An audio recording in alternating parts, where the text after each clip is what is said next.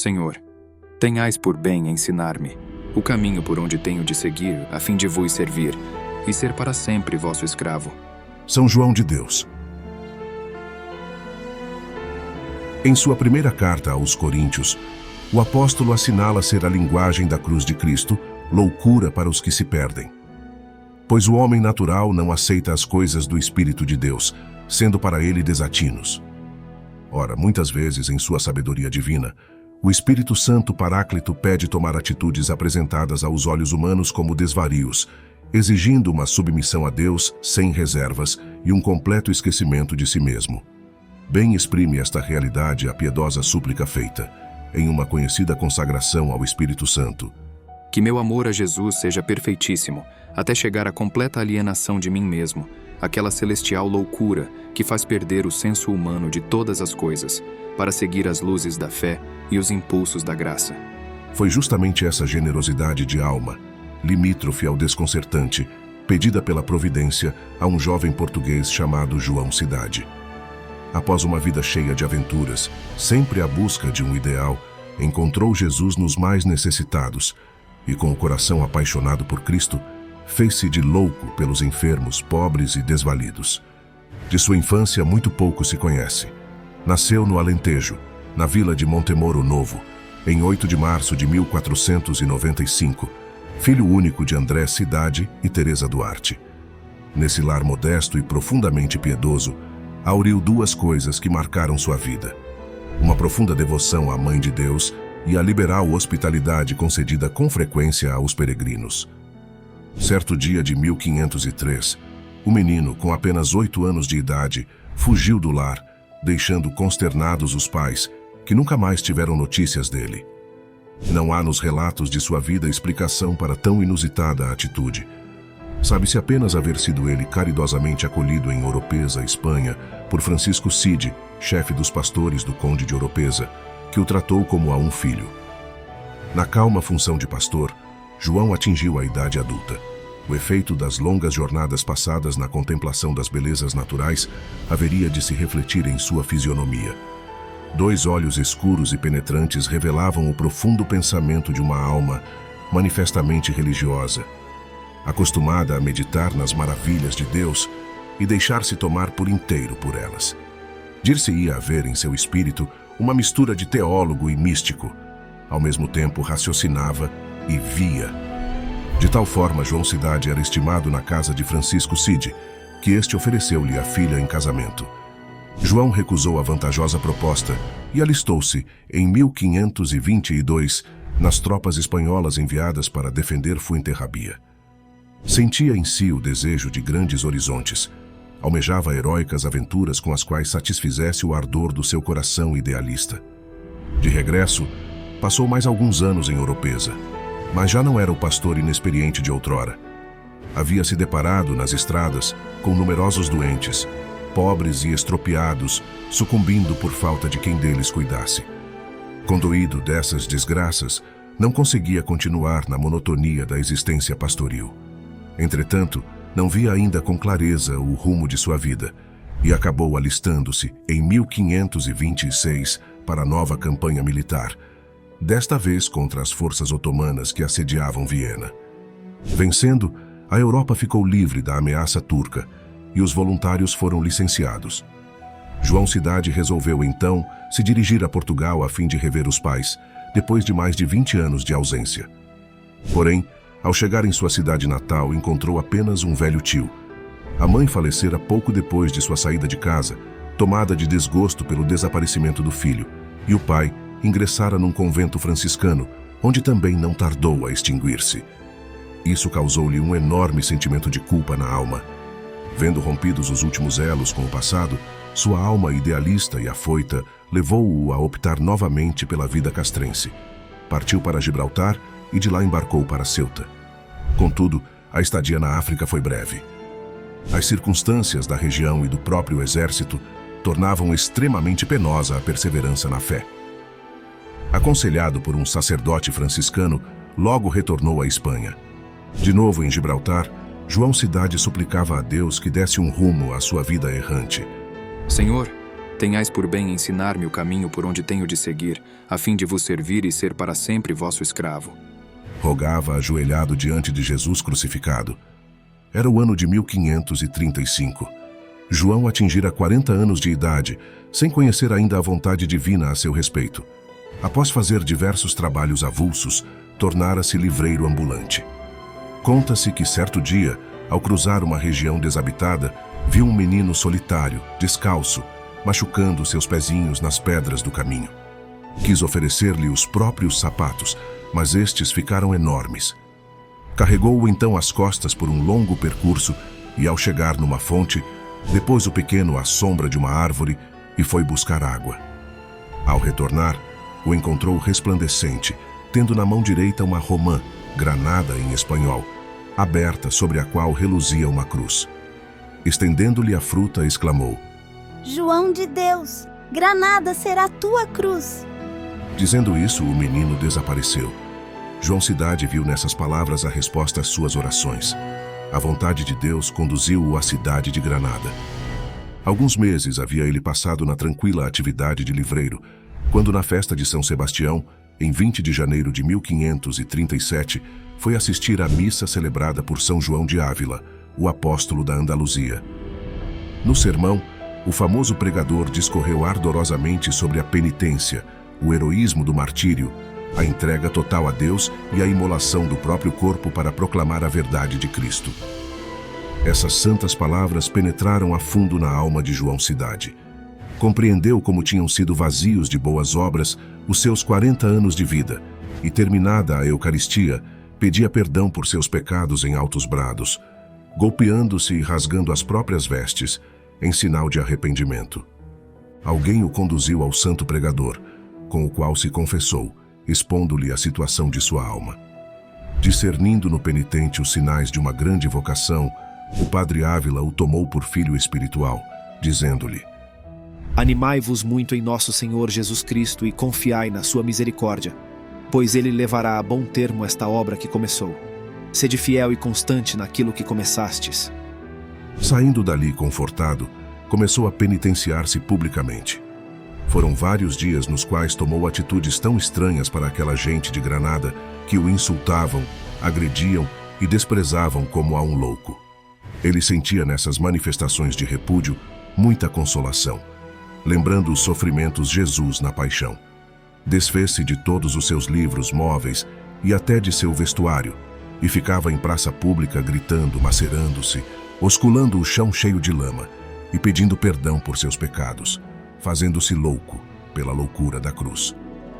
Cenas idênticas repetiram-se nos dias seguintes. Para os habitantes de Granada não havia dúvida. João Cidade perdera o juízo. Como tinha tão grande habilidade em simular a loucura, quase todos o tiveram por louco, sintetiza seu primeiro biógrafo. Foi, pois, internado no Hospital Real, onde viviam em lamentável promiscuidade enfermos mentais, mendigos e doentes desamparados. O principal remédio aplicado aos loucos nessa época eram chicotadas e algemas, para que, com a dor e o castigo, percam a fúria e voltem a si. Assim se fez com São João de Deus. Atado de mãos e pés, era impiedosamente açoitado.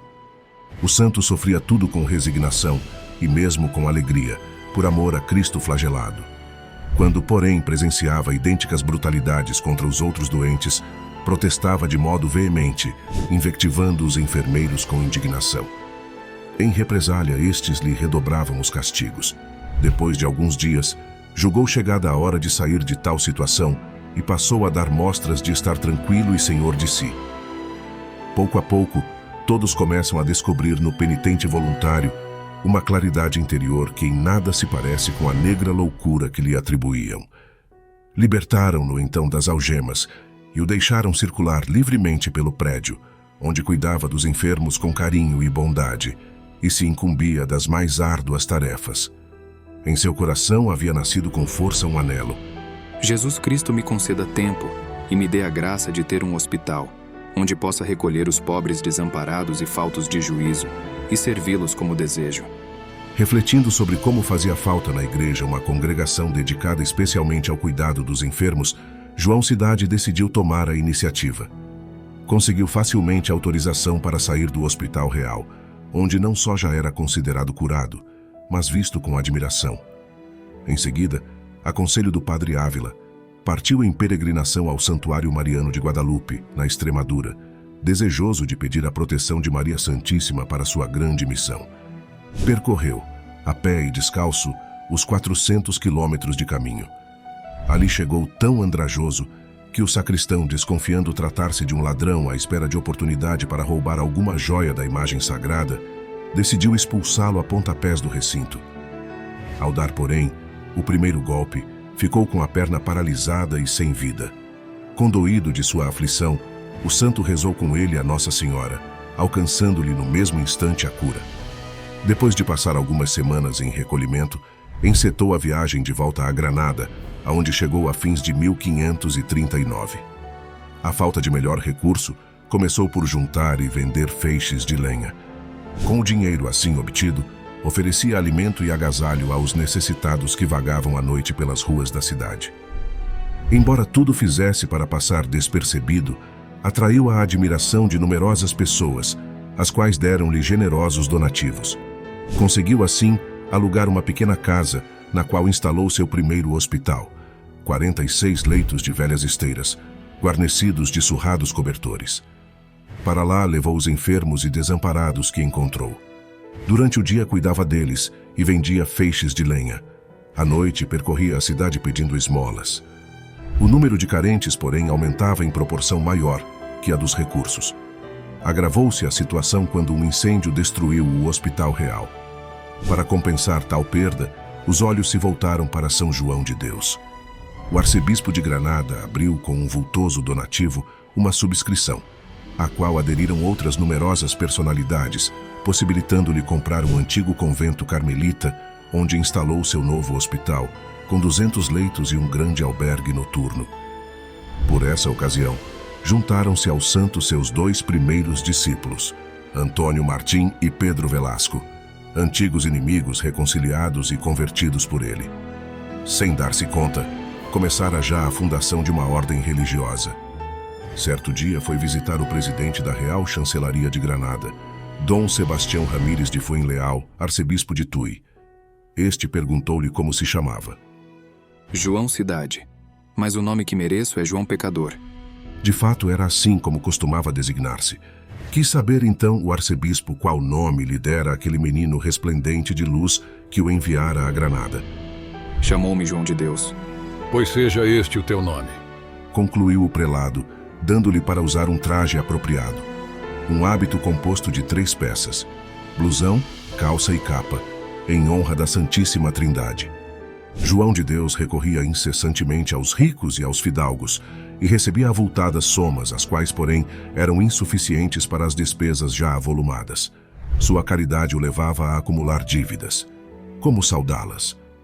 Aconselhado pelo arcebispo de Granada, Dom Pedro Guerreiro, dirigiu-se a Valladolid, onde se encontrava a corte real, para solicitar auxílio ao soberano e aos grandes da nobreza.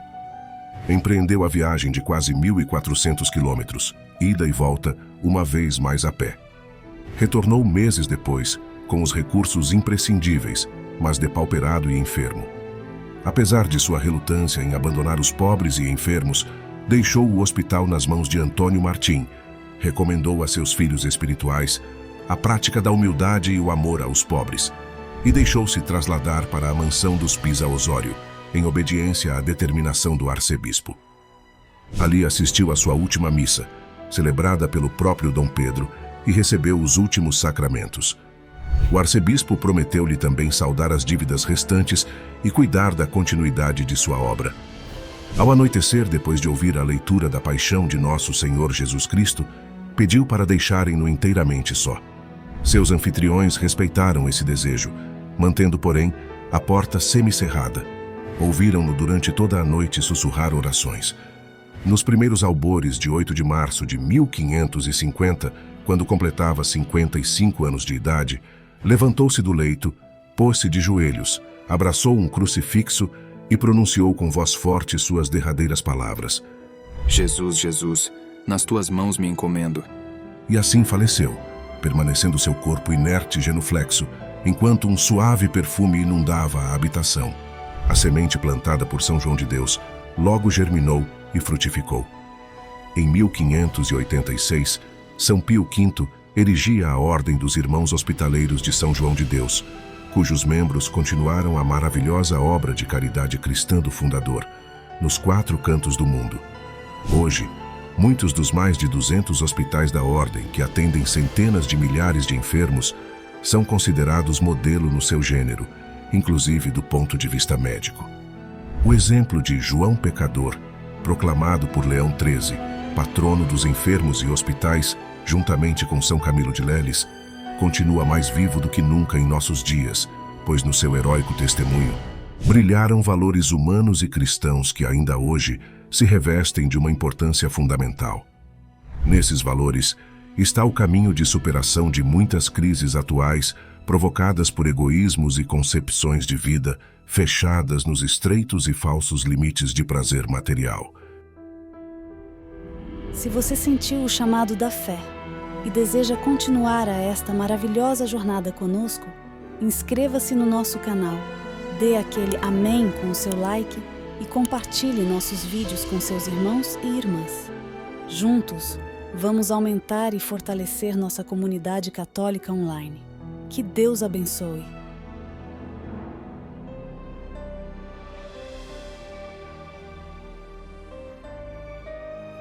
Ó glorioso São João de Deus, servo fervoroso da cruz de Cristo, que te entregaste com inabalável devoção aos mais necessitados, inspira-nos a seguir teus passos na jornada do amor verdadeiro. Concede-nos a graça de abrir nossos corações a IOS que sofrem, vendo em cada rosto aflito a imagem de nosso Senhor.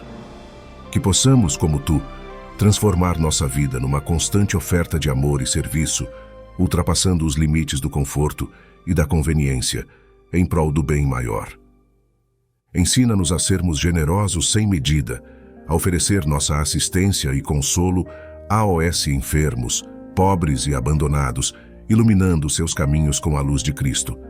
Ajuda-nos a reconhecer em cada ato de caridade uma oportunidade de nos aproximarmos de Deus, seguindo os impulsos da graça divina com a alegria e a simplicidade que caracterizaram tua santa vida. Por Cristo nosso Senhor. Amém. São João de Deus, rogai por nós.